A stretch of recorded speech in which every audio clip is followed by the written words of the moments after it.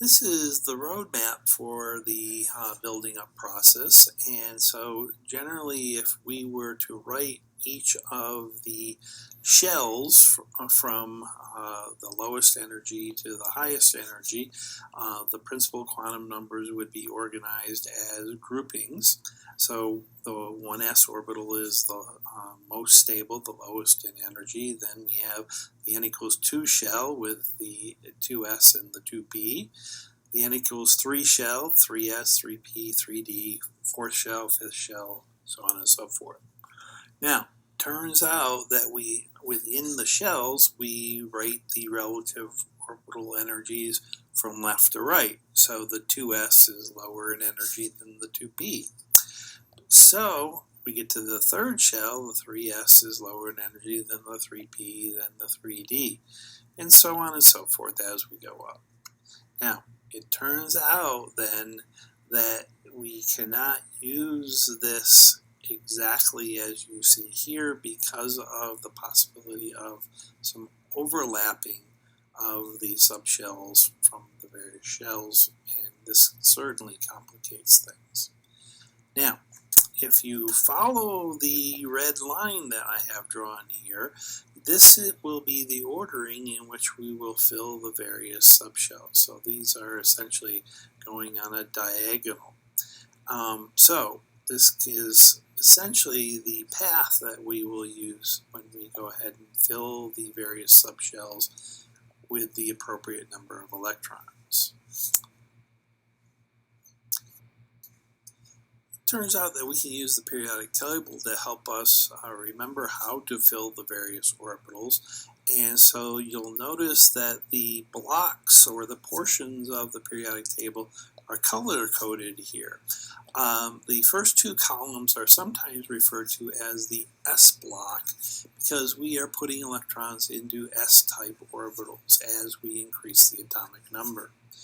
The main group elements which are on the right, which are shown in yellow here, are the elements where we would be putting electrons into the so-called p-type orbitals. You'll notice there is a group of 6 columns here because we can put in up to 6 electrons for the p's. The d's are shown in white. If you count from left to right in the D block, you'll notice there are 10 of these elements. That's because we can have up to 10 electrons in the D block. And then finally, there are 14 elements in the F block. If we could get to the G block, there would be a total of 18 elements in the G block. One very important thing to note in the principal quantum numbers for the D block is the fact that the n value for the elements that are in the topmost row for the D block are actually have n values which are 1 less than the corresponding s orbitals. This is the problem associated with the overlap of the subshells. In fact, the n equals 3 shell has S, P, and D, but that D subshell actually occurs at a slightly higher energy than the 4s orbital, which is in the next shell. So we can add a little bit to our rules here in terms of the building up process. So the building up process, therefore, is a combination of the Pauli exclusion principle, which says that no 2 electrons in an atom can have all 4 quantum numbers be the same. This often requires that the spin quantum number for the 2 electrons in the same orbital have opposite spins. We then also have to fill the subshells in the order that you see here. The ordering has the overlap of the various subshells, taking into account the filling from left to right. This is contrasted to simply organizing the subshells with respect to their n values, which is not how they are filled. And then finally we say that the various orbitals within the subshell are all degenerate with one another, and that we have to fill each of those orbitals with one electron before we begin spin pairing.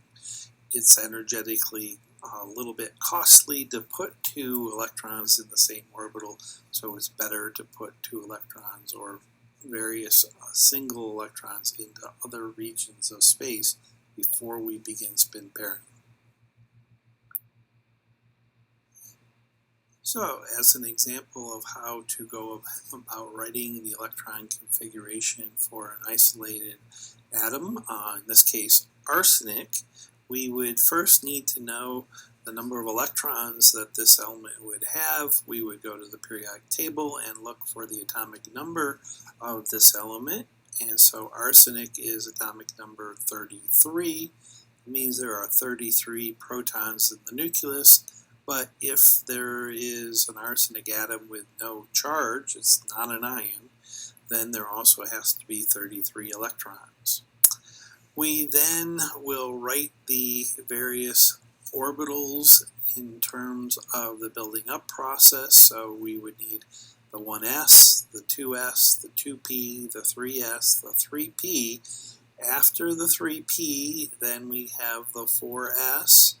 But then after the 4s, then is the 3d from the transition metals, and then finally the 4p is the final sub shell that is necessary for arsenic. We then start to put in our electrons and putting in the maximum number of electrons for the 1s's. There are 2 of them. 2s has 2 electrons. The 2p can hold up to 6 electrons. The 3s can only have 2, but the 3p can have 6. The 4s only has 2. The 3d has 10. And at this point, we have used 30 electrons if you add together all those superscripts. And so that means we have 3 electrons remaining. The p, the final p, the 4p gets 3 electrons. Now, that also then helps us make some sort of prediction about how the electrons would be removed from this particular element. And so if we were to make a cation, we would probably remove the 4p electrons before we take away any of the other electrons. And conversely, it also helps us make some predictions about what orbitals would gain electrons if we were to put electrons into the atom to form a negatively charged ion. As an example of how to write an orbital diagram, in this case, we will write the orbital diagram for a ground state atom of oxygen. The first thing is we would need to know the atomic number for oxygen. It happens to be 8. There are 8 protons. That gives us an orbital or electron configuration of 1s2, 2s2, 2p4. So in this case, then we have a total of 8 total electrons in this electron configuration. To write the orbital diagram, we would need to have circles that represent each of the various orbitals. There's one 1s orbital, there's one 2s orbital, but the 2p, there are 3 of those, and they are degenerate in energy. We would start putting electrons into the lowest energy orbitals first. We put 1 electron in as an arrow pointed up. The next one goes in that same orbital pointed down. That's 2 electrons total. We have to put 2 more into the 2s. They become spin paired. Spin pairing means the electrons are spinning in the opposite direction. And then we have 4 electrons remaining. We would start with 1 electron in the leftmost p orbital.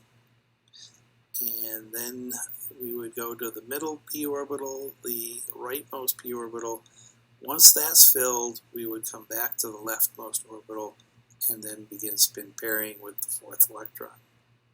So